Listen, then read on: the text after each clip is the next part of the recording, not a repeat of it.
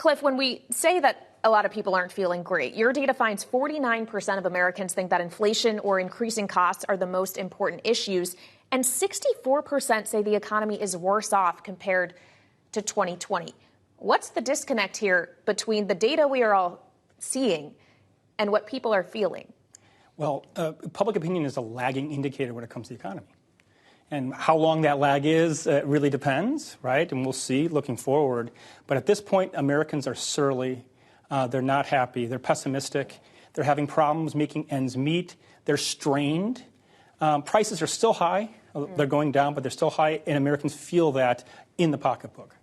And when we say Americans, I've asked a lot of questions to Democratic lawmakers about the disconnect. And they've told me that often this is a reflection of partisanship. If you don't like who's in the White House, you're automatically going to say the economy isn't doing great. What does the partisan split look like here? Well, Republicans are more surly than Democrats at this point. Yes, there's a partisan split, but all Americans, including Democrats, are more pessimistic than, let's say, a few years ago.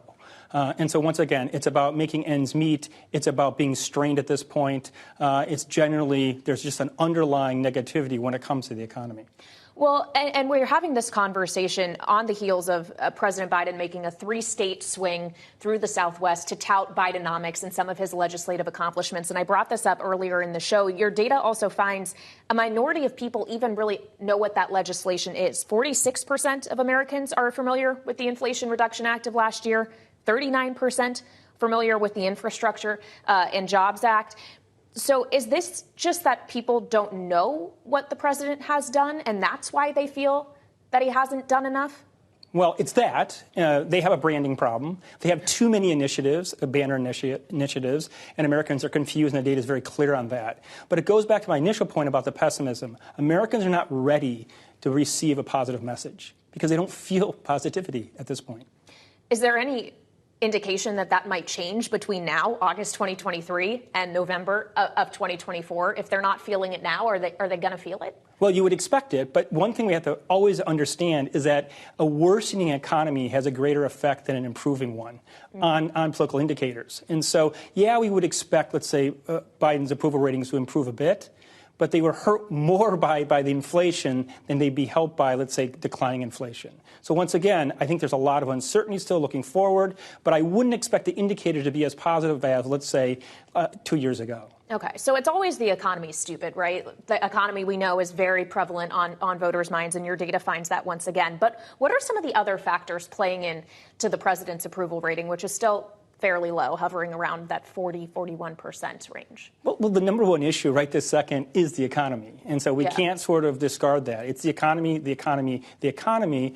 And, you know, we know, based upon lots of evidence, that the candidate strongest on the main issue wins 85% of the time. So the economy is the principal driver of his approval ratings at this point. There are other issues, obviously, but the number one issue today is the economy. And he has basically two options. Either the economy improves or the issue changes. But in either case, he's in a difficult position today. So where are we on some of these other issues? If inflation's number one and maybe it's a distant second, but what is number two? Well, it depends on how you ask the question. Our typical question with Reuters, we ask it, and the second issue is crime.